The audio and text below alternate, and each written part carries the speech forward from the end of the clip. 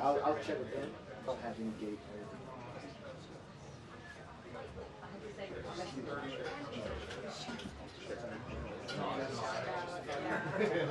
No, you're fine. Thanks. I've been here since the morning, respectfully. And if you want, you can sit right here. If you want, don't touch me. Don't touch me. Don't touch me. If you want, you could stand there. There's a lot of space. You could stand there. Right? Very entangled.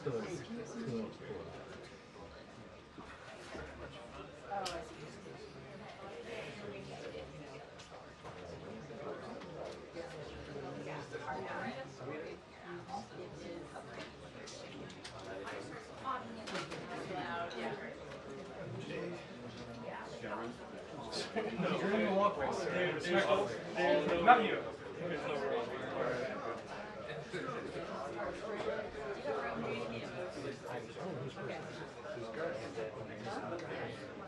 That's it.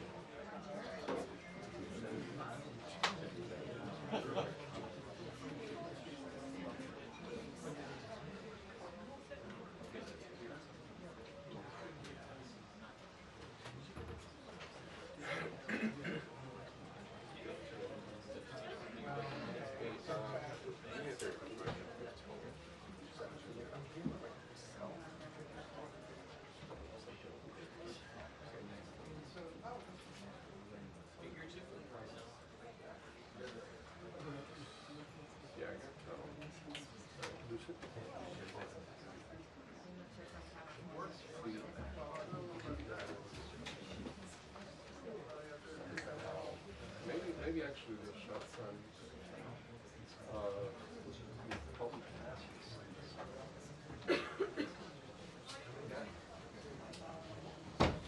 Yeah, that's I think actually it's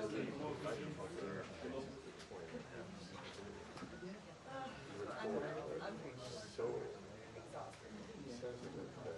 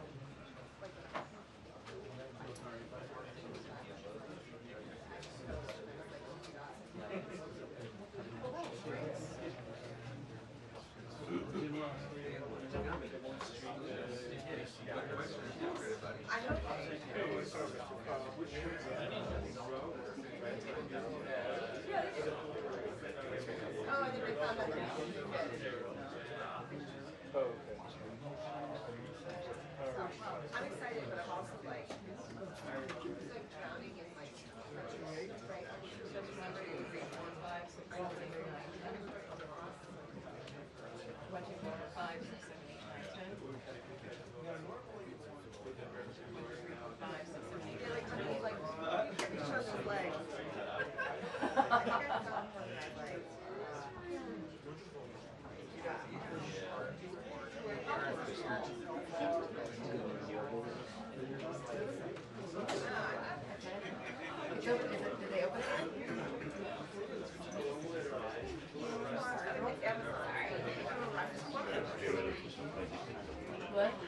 surprising.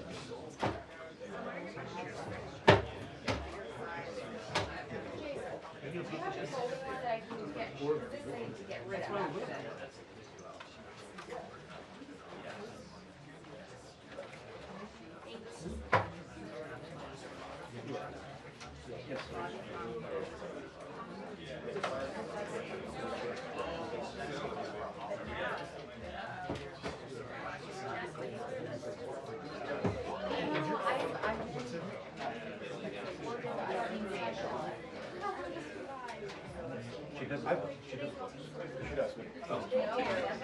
thought that they had switched to. I don't like that one because I can't put it anywhere afterward. Thank you. It's just awkward to have it in the front. Thank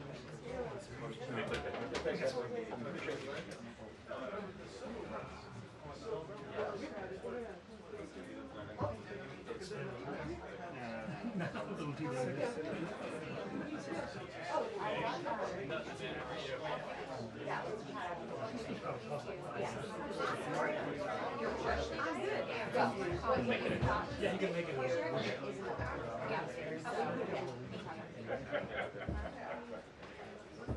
It is confusing. I was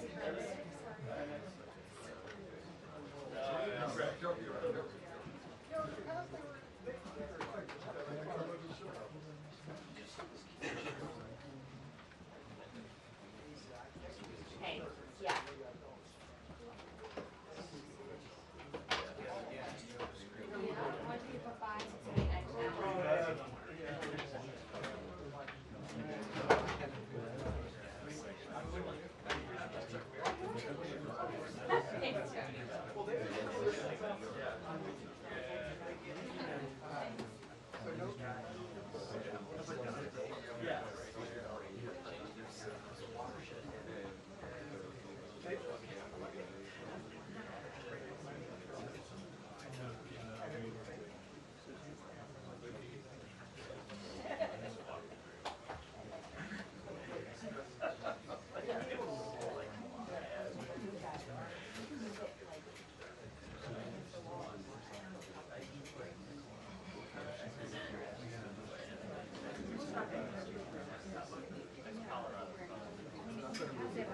Oh yeah,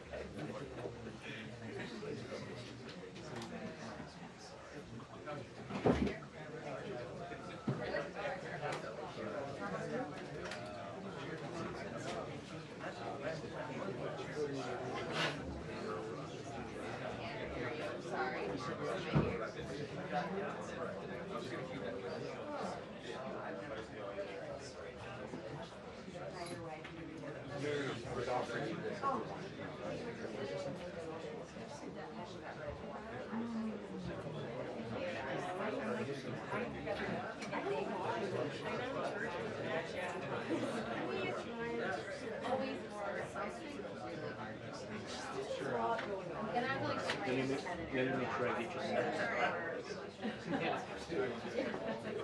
I wanted this for you.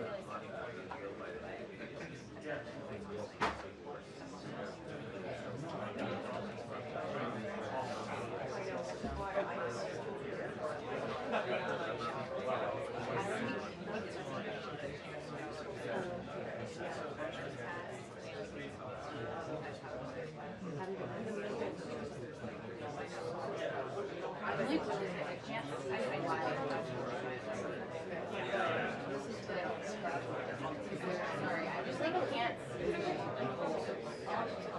You're over from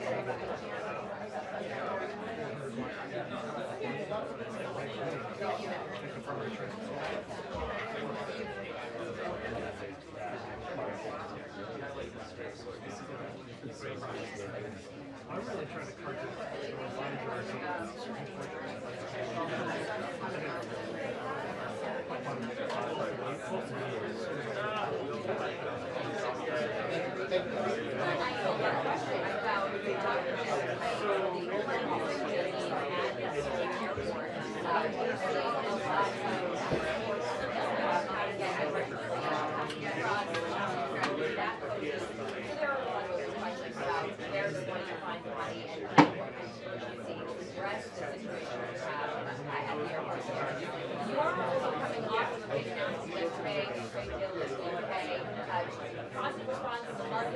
there was a mixed reaction from Press critics who had basic information about Paphos and Limassol saying that some of the assets are just smaller than others in Paris. And then you also had a opinion piece that described it as more of a memorandum of understanding than a deal itself, basically saying that there's a lot that can be hashed out, and it also failed to describe how it achieved the president's objectives of reshoring manufacturing and raising revenue. So there was a question to the president yesterday, but whether he had overstated in fact significance of that deal because he really needed to win. He said no, and you have it wrong to that reporter, but there is some sign that the White House does certainly want to get more of these deals out. We had Attorney Barrow after that event yesterday telling people, be patient with us if you can. We have 20 or so in the hopper right now, as the president said today, and everyone's looking to weekend conversation in Geneva between the U.S. and the Chinese delegation. Sounds like the president has sort of deputized Treasury Secretary Karoline Leavitt to go out ahead and hash out this deal with the contours of it, saying that we want 80% tariff rate on Chinese sounds about right. This following the report yesterday that claimed that the White House was weighing actually dropping tariffs on China. Oh, okay, that is a while. That's the next week. So a lot left to learn about where these deals stand, how far apart they might be at this time.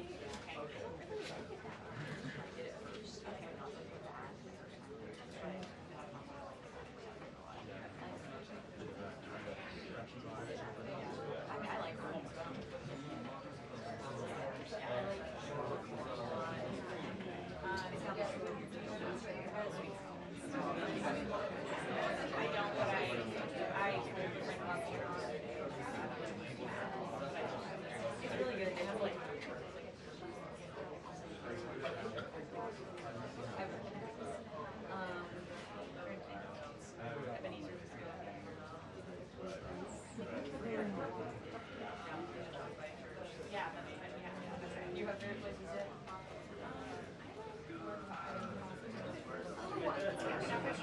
I've heard about it. Where is it? There's some purpose. I don't know, it was on my CD. Okay, okay. I think we might need that for later. Oh, Yeah, and then they started in New York, so they're called 4 or 5 items. Oh, try that. I love good. Yeah.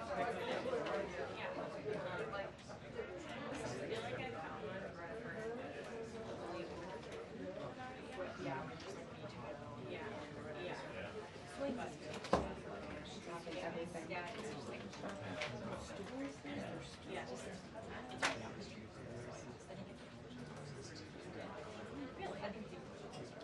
No way. It's on the, it's not on the Structure.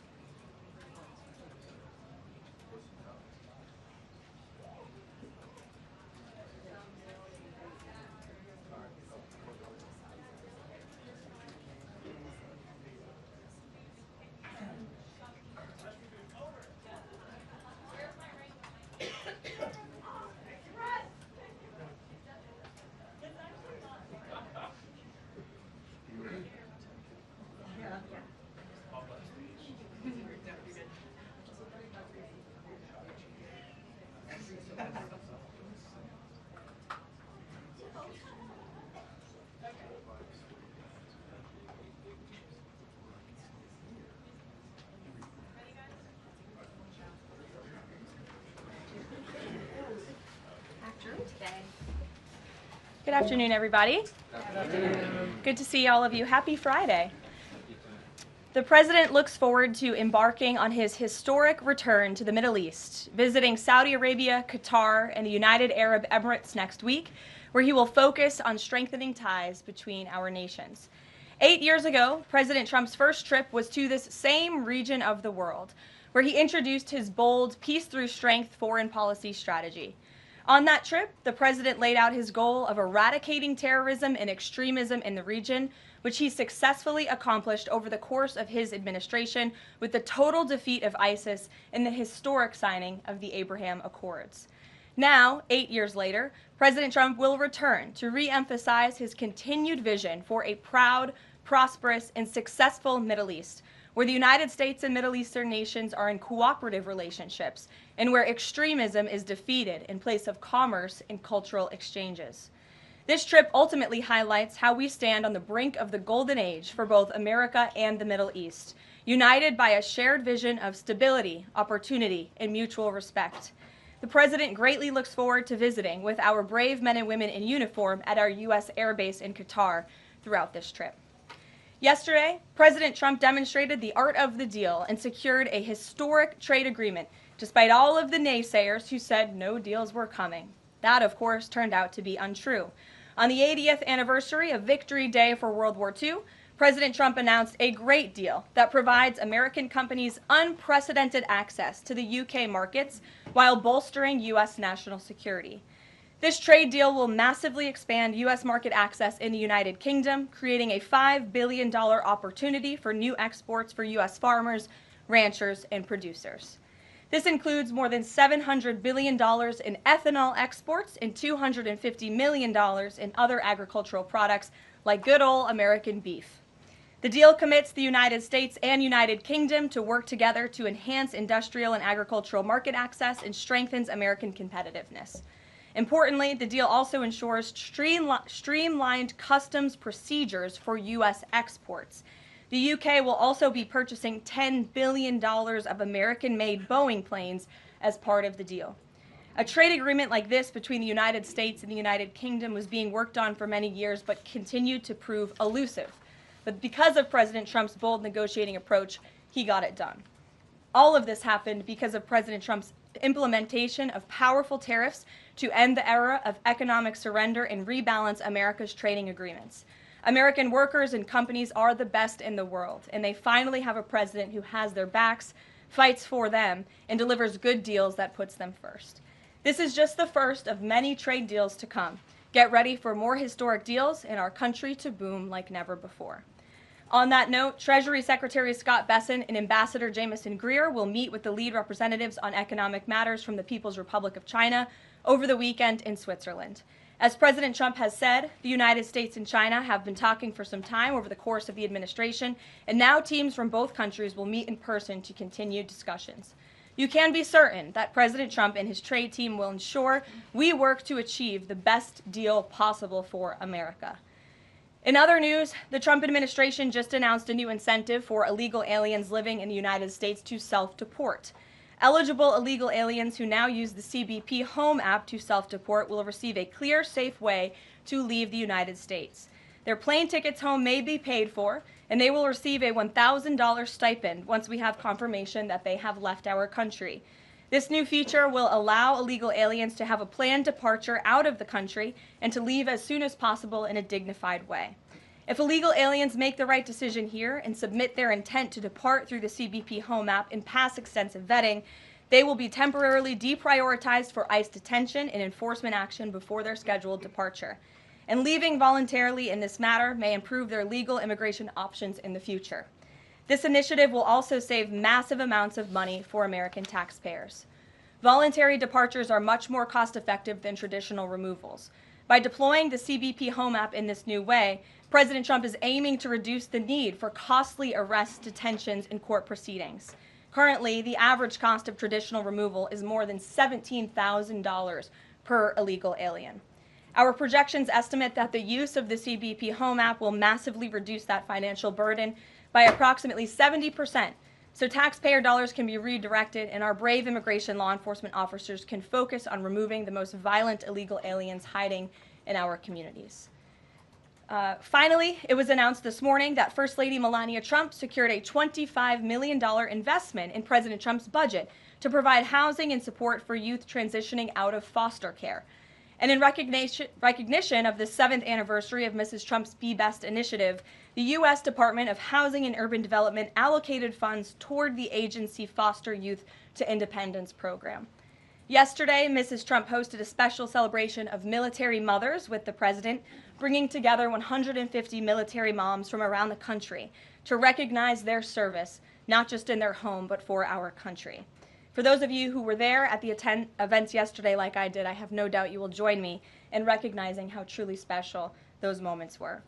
So let's get to questions. Here in our new media seat today is Andrew Egger, the White House correspondent for The Bulwark. The Bulwark is a new media company launched in 2019 with hundreds of thousands of readers on Substack and more than 1 million subscribers on YouTube. Andrew, please kick us off. And thanks for being here. Yeah, thank you for having me, Caroline. The president posted another ad this week for his Trump meme coin. The group that's running that coin is encouraging people to buy in order to win a dinner this month with the president.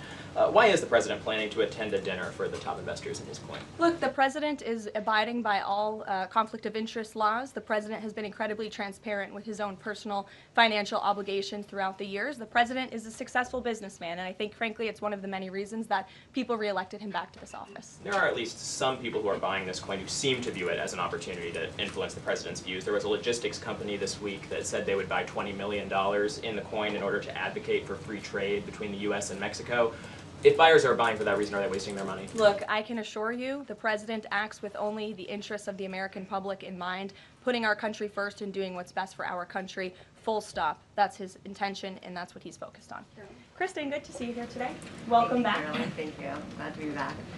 So on those China talks, what does President Trump expect to come out of those talks, and is he going to be disappointed if his team can't secure a deal? Well, look, the president is very confident in his Secretary of Treasury, Scott Bessent, and of course Ambassador Jamieson Greer, who has played an instrumental role in all of these trade negotiations as well. I think yesterday's success, the announcement of a trade deal with the United Kingdom, is a great first step. Again, many said in this room it couldn't be done. Now we are moving forward with many other countries. We're talking to dozens of our trading partners around the world. But of course, China is a major country, a major player in this space. And the president has said, and he's right, China needs the United States of America. They need our markets. They need our consumer base. And Secretary Bessent knows that he's going to Switzerland this weekend with the full support and confidence and trust of the president here at home.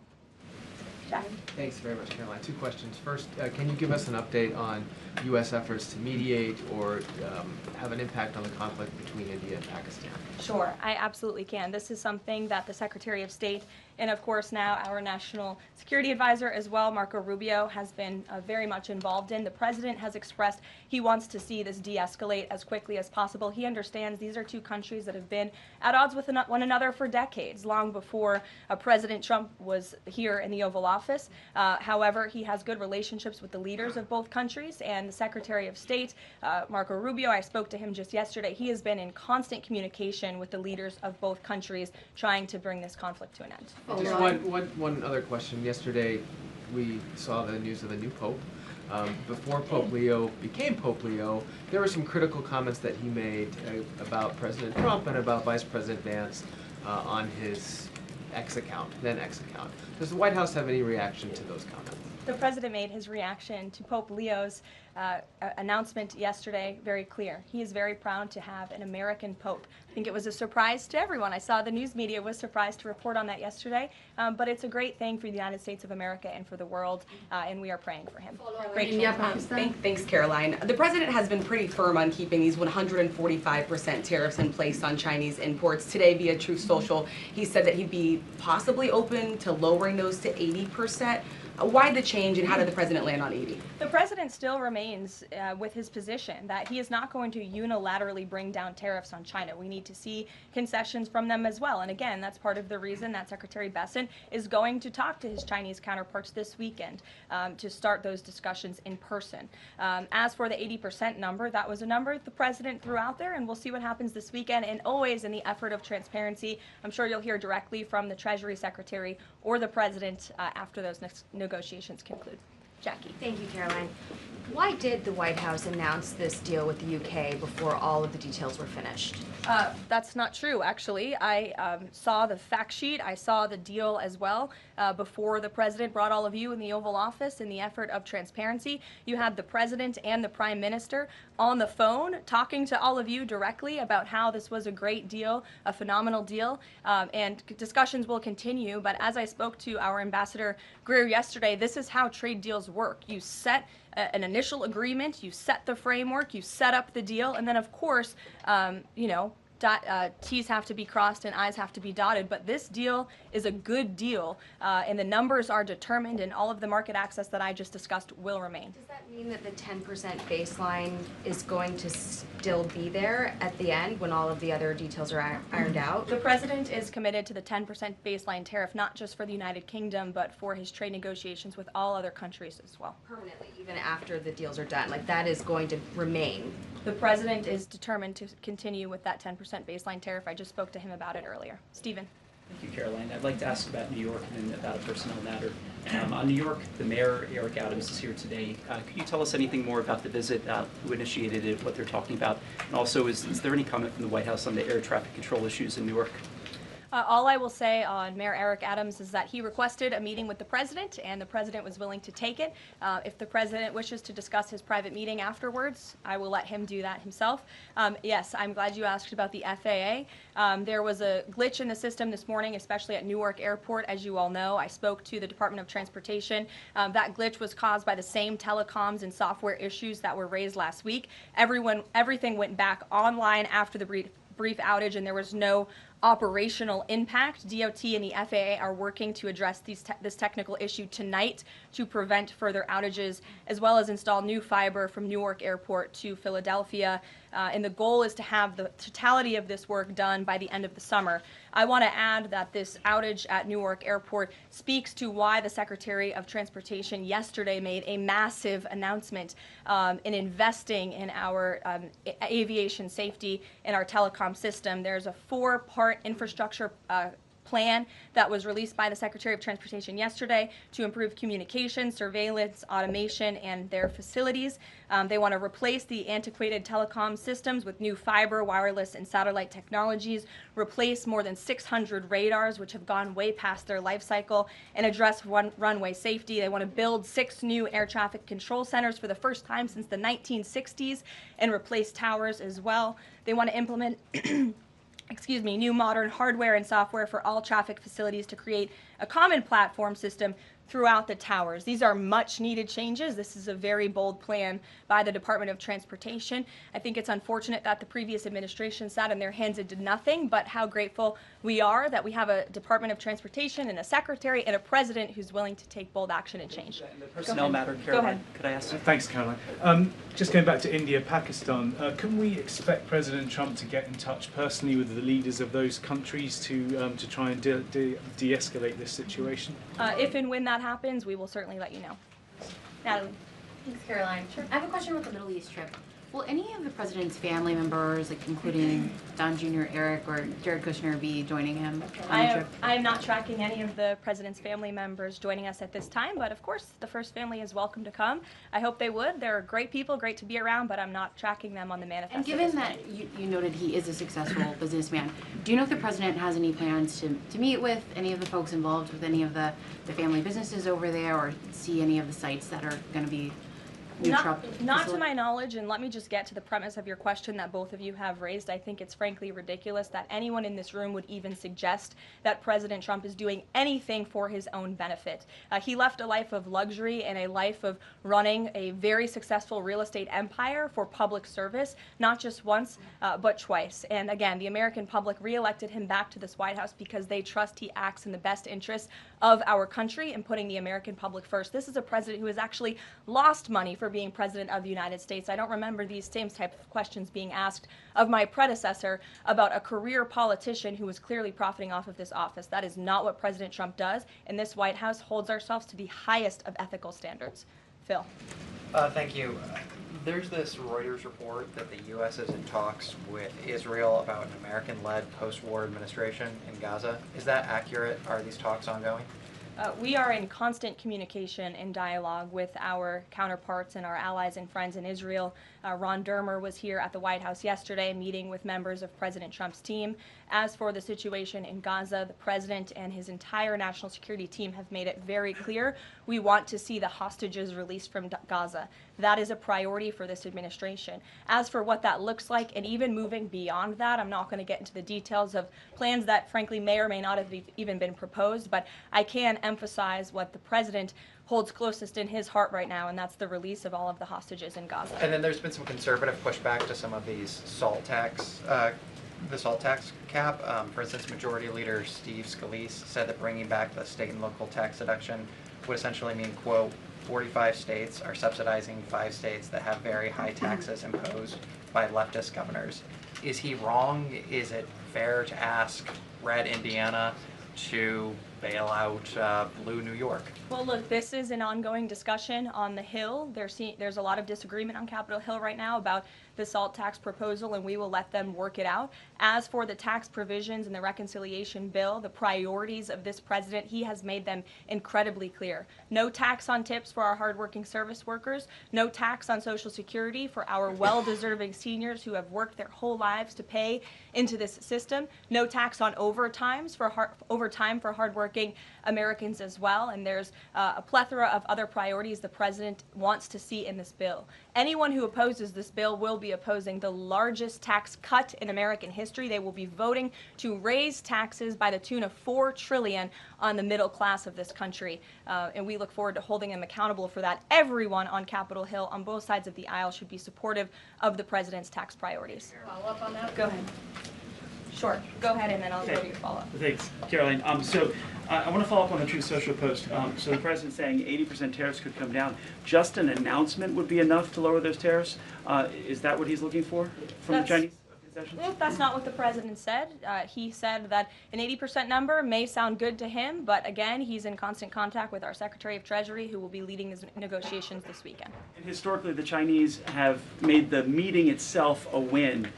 What does a win look like out of these meetings for the president this weekend? A good deal for the American worker and the American people. Go ahead. Thanks, Caroline. Yeah, back to the reconciliation bill. Can you just clarify the president's position, though, a little bit specifically on the tax issue? Because in his Truth Social post, he said this morning that he would accept even a tiny tax increase for the rich, but then says Republicans probably shouldn't do it, but I'm okay if they do it. So what is it that he wants? Does he want them to increase the tax rates? The president wants tax cuts, the largest tax cuts in history. He wants to extend his historic tax cuts from 2017, and he wants to see all of the other tax priorities that I just laid out for you included in this bill as well. As for the policy proposal you're talking about, the president has said he himself personally would not mind paying a little bit more to help the poor and the middle class and the working class in this country. I think, frankly, that's a very honorable position. But again, these negotiations are ongoing on Capitol Hill, and the president will weigh in when he feels necessary. Encourage them to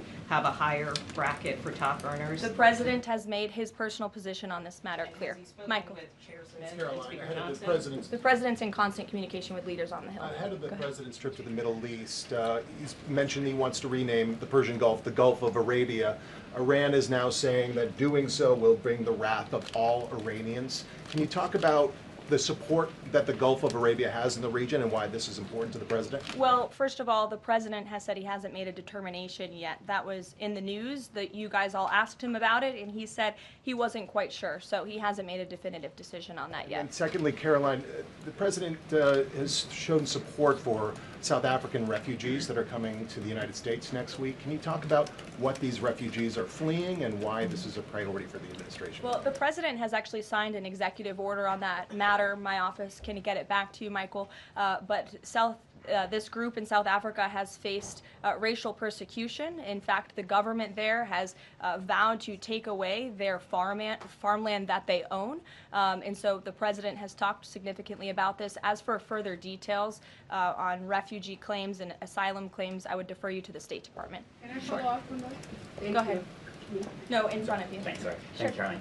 Does the administration have any response to the news today that a federal judge has ordered the immediate release of Rumeysa Ozturk from detention, and particularly his comments that the government submitted no evidence other than an op-ed that Ozturk wrote last year? I will have to check in with the Department of Homeland Security on that particular case, but I think our overall feeling, we've made quite clear that lower level judges should not be dictating the foreign policy of the United States, and we absolutely believe that the President and the Department of Homeland Security are well within their legal rights to deport illegal immigrants. As for visa revocations, the Secretary of State has the right to do that as well. It is a privilege, not a right, to come to this country on a visa, but I'll check in on the specific case. My office will get you details. Sure. Caroline, yesterday the administration appears to have started dismantling the Consumer Product Safety Commission. This is the federal agency, an independent one that does recalls and is responsible for product safety. Does the administration not believe that it's important, to keep toys and cribs? I mean, you're a young mom, off of the product of the market. It's a federal agency within which branch? It's the executive branch. Who's the head of the executive branch? The President of the United States. Created by Congress. He has the right to fire people within the executive branch. It's a pretty simple answer. Francesca. Thanks. One foreign policy one and then a domestic policy thing if I could. As far as the president's trip goes next week, is he planning to meet with the FIFA president in either Saudi Arabia or Qatar? And if so, could you give us some more details about that? The president has quite a few meetings with many people when he is there. We can certainly check at the itinerary and let you know if the FIFA president will be there next week. Frankly, I'm not quite sure, but we can certainly get you an answer. As you know, the president attended a FIFA task force meeting at the White House this week. And on the domestic front, could you explain why the FEMA administrator was removed from his position this week? Look, this is a personnel matter in regards to the Department of Homeland Security, but my understanding is that this individual testified saying something that was contrary to what the president believes and the goals of this administration in regards to FEMA policy. And so, of course, we want to make sure that people in every position are advancing the administration's goals. But as for specifics, I defer you to the Department of Homeland Security. We leave it up to our great cabinet secretaries when it comes to personnel matters. Sure, in the back. Thank you. Aid hasn't gone into Gaza in 10 weeks. Israel says that this is a policy to pressure Hamas in the negotiations, the ceasefire negotiations. Is this a policy that this administration supports? The president answered this week. He said that he wants to ensure that aid can get into Gaza, but we have to do it in a responsible way to ensure it doesn't end up in the hands of terrorists. So this is something the administration is actively working on, and when we have a policy to announce on this definitively, we can certainly let you know. Can you talk about this effort for the U.S. to take over the distribution of aid in Gaza, to exclude Israel, but also international organizations said this effort militarizes aid? I would reject that characterization by whatever groups you are citing. Kelly. Caroline, thank you. I want to get back to the First Lady Melania Trump dealing with foster children. That's an important component in American life to see what happens to the future of our children, particularly in foster care. Can you explain the significance of this development between the First Lady and the housing and urban development? Yes, absolutely. It's millions of dollars that will go into a program that helps these children transition out of foster care to have productive and positive lives. And I'd like to share a personal story since you asked if I may. I hope the First Lady won't mind. I was at an event in Florida last year, and I was approached by a gentleman who was a foster dad, and he had taken in, I think it was 6 or 7 foster children. And he spoke to me. He had recognized me in my work for President Trump's campaign at the time. And the little boy who was with him talked about the personal relationship that he had with First Lady Melania Trump. And the conversation she had had with him and how she really encouraged him to be the best that he could be during her first term here at the White House, and how even after she and President Trump left the White House, she kept in very close touch with this young foster child. It was a touching moment that I will never forget, and it speaks to the heart of this First Lady and the great work that she is doing for foster children. And this is certainly a very big announcement that I know our Secretary of Housing and Urban Development is in particular very excited about, and we can certainly get you all the details on that program. John. Thanks a lot, Caroline. I want to ask you about the trade deal that the President announced yesterday with the UK as it relates to the auto sector. Sure. The trade group that represents the big three here in the U.S. believes that it may put the big three automakers at a competitive disadvantage. What the trade group says is that it will now be cheaper to import a UK vehicle with very little American content than a USMCA compliant vehicle imported from Mexico or Canada with just 50% American content. What's your response to that criticism coming from this trade group? Well, first of all, let's be clear about what the deal does. It sets a 10% rate on auto imports for the first 100 cars that are imported into the United States. 100,000 cars, thank you.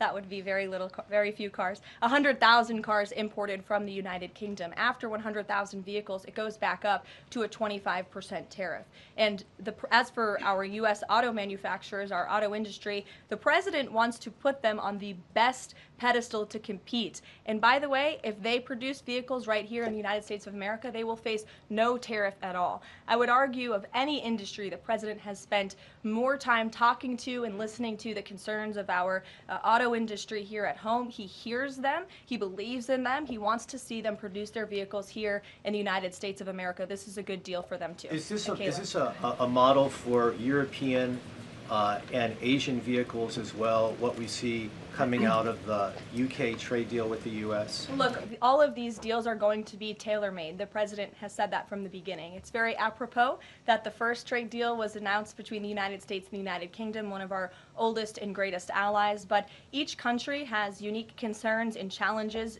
in terms of American industry. We need to open up markets in every single country, and obviously the needs are unique, so our trade team is looking at each country and the advantages that we can pursue for American industries and American workers. Sure.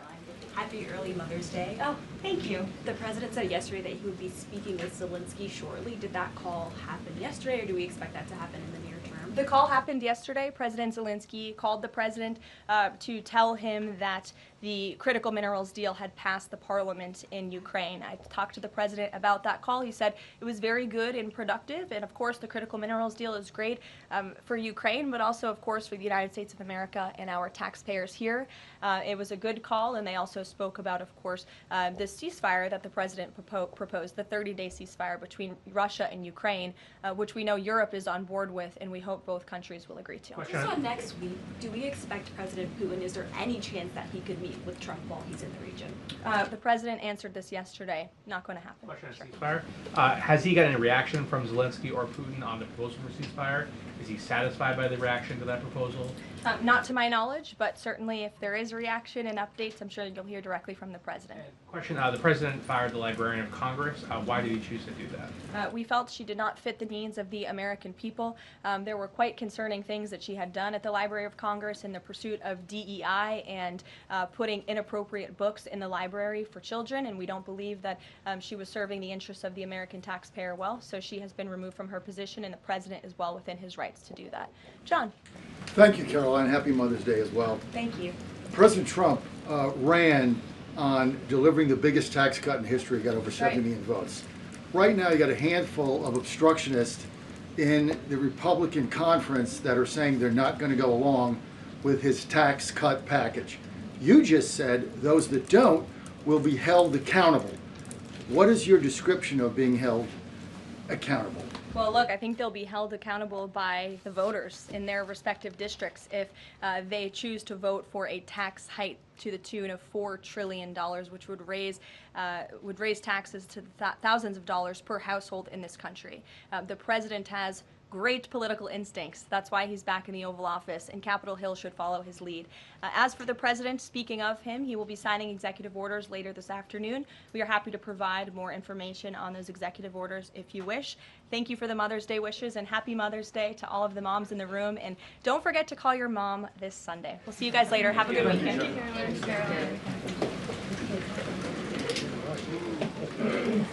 Caroline.